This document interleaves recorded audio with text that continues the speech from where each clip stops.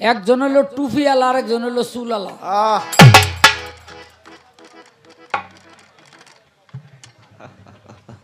একটা কথা আছে, দাড়িকে দাড়ি মিলা, মোসকে মিলা মোস, জেসকে তেস মিলা, সোসকে মিলা সোস। আমার কথাই বুঝতে পারছেন কার কোনটা গাইতে হবে নাকি?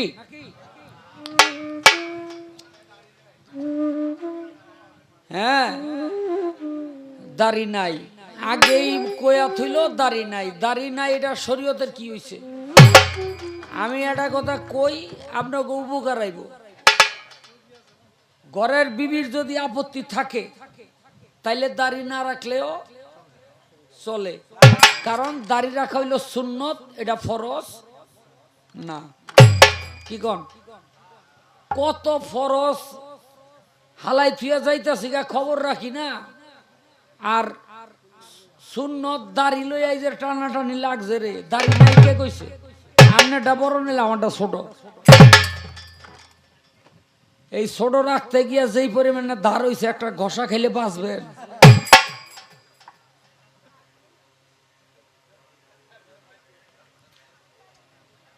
তো আবার দাড়ির অনেক মর্তবা। নবীর এক সাহাবীর একটাই দাড়ি,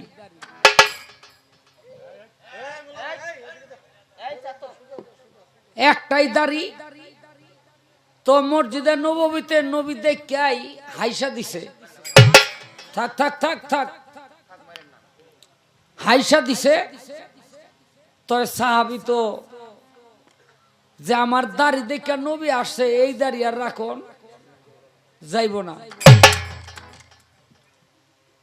পরের দিন তো দাড়ি কাইটা গেছে, আমার নবী এক নজর তাকাইয়াই বেজার হয়ে গেছে।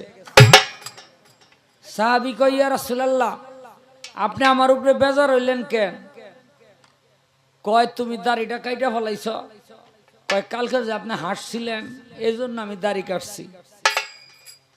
আমার নবী কয়, সাহাবী, কালকে একটা দাড়ির মধ্যে 70টা করে ফেরেশতা থাকে। সুবহানাল্লাহ কইবেন না? একটা দাড়ির মধ্যে 70 জন ফেরেশতা থাকে। যতগুলো দাড়ি ততগুলো করে 70 জন ফেরেশতা। তো তোমার একটা দাড়ি দইরাই যে 70 জন ফেরেশতায় উড়ানামা করতে আসছিল, এটা আমি দেখ কইল আসছি, কিন্তু আজকে বেজার হয়ে গেলাম, ওই 70 জন ফেরেশতার তোমার দাড়ির মধ্যে নাই। এই জন্য আমি বেজার হইছি। দাড়ির অনেক মর্তবা, আমি রাখি নাই, এটা আমার অপরাধ, এটা আমার অপরাধ। তবে হাদিসটা হইল, বিবির আপত্তি থাকলে দাড়ি রাখা যাবে না। মনে করেন আমি হেই পেছে পড়ছি,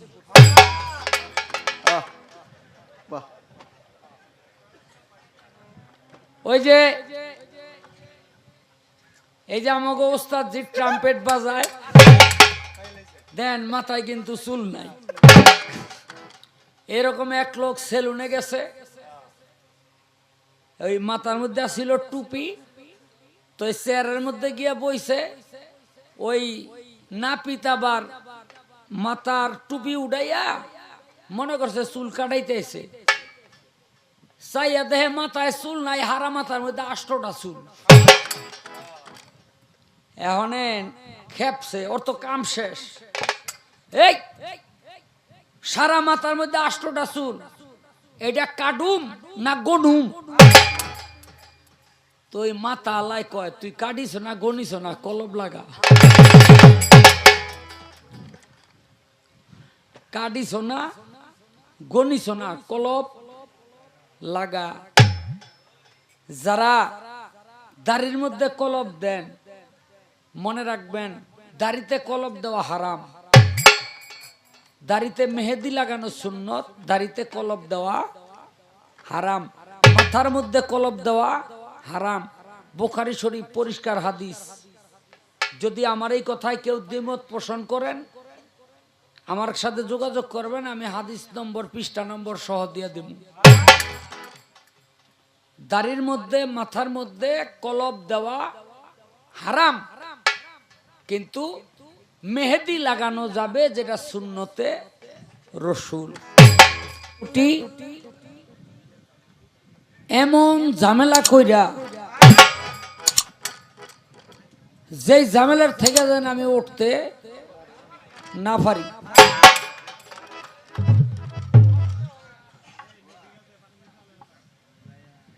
যে নবী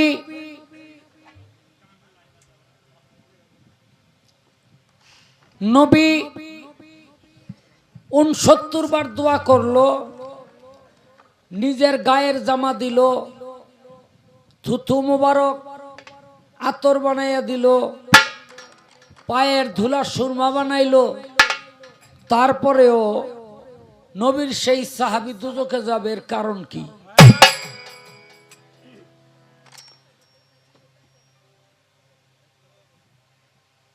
এর চেয়ে বদনসিবার কারো হইতে পারে না। একজন অলির বুকের উপরে পইরা যদি একজন চোর জান্নাতবাসী হতে পারে, তাহলে নবীর গায়ের জামা, নবীর পায়ের ধুলা, নবীর মুখের থুথু, নবীর দোয়া, এই চারটা পাওয়ার পরেও সে দুজকে যাইব কেন? এটা কারণ আছে না?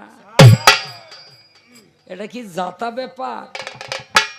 সাহাবীর একটা কূপ করছে, কূপ।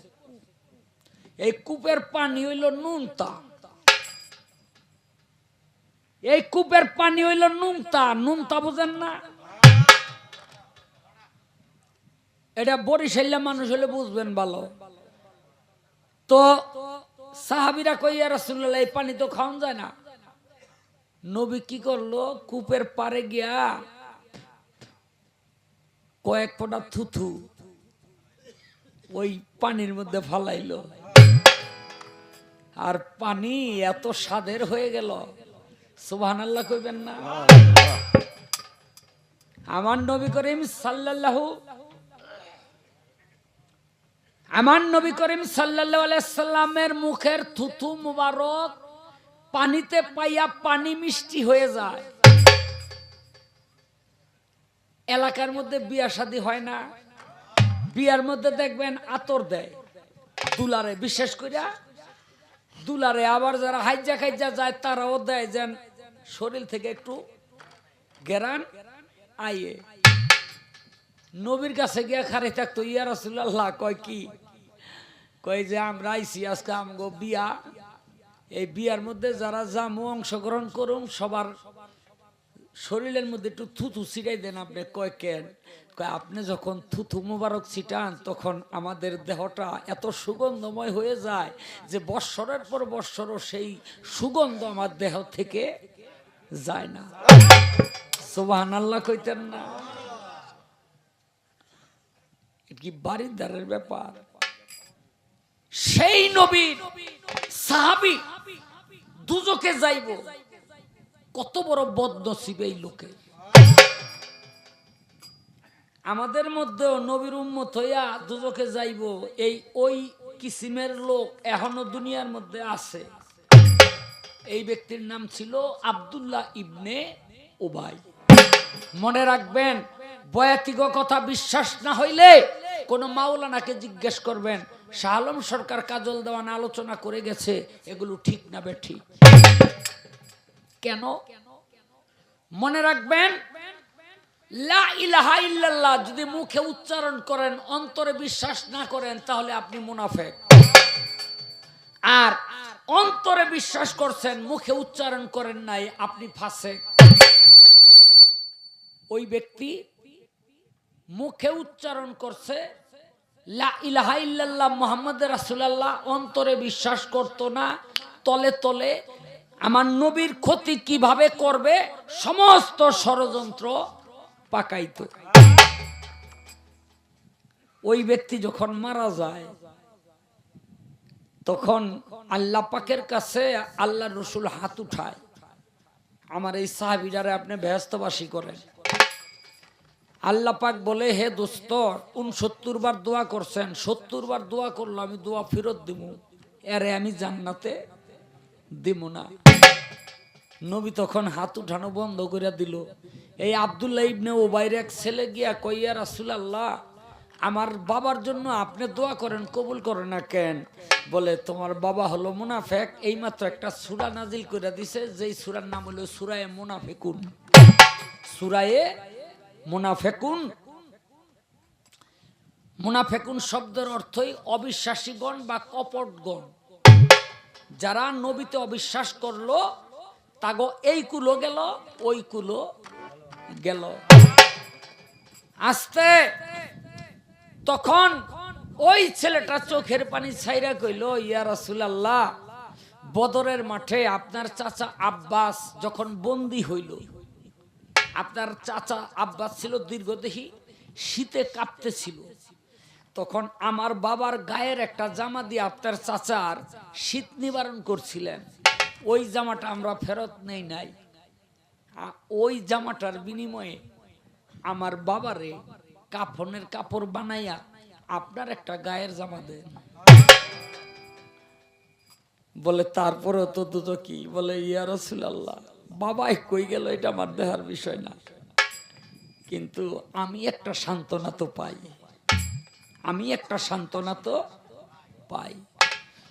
বলে, দিলাম। বলে, আপনার থুথু মুবারক দিয়া সুগন্ধিময় বানাইয়া দেন। দিলাম। আপনার পায়ের ধুলা দিয়া সুরমা বানাইয়া দেন। দিলাম। কিন্তু তারপরেও দোজখী। আমাদের সমাজের মধ্যে এরকম আব্দুল্লাহ ইবনে উবাই অনেক আছে, যারা আল্লাহ বিশ্বাস করে, আল্লাহর রসুলকে বিশ্বাস করে না। আর যারা আল্লাহর রসুলকে বিশ্বাস করে না, মহব্বত করে না, তারা কখনো জান্নাতি হতে পারবে, কোনদিন হতে পারবে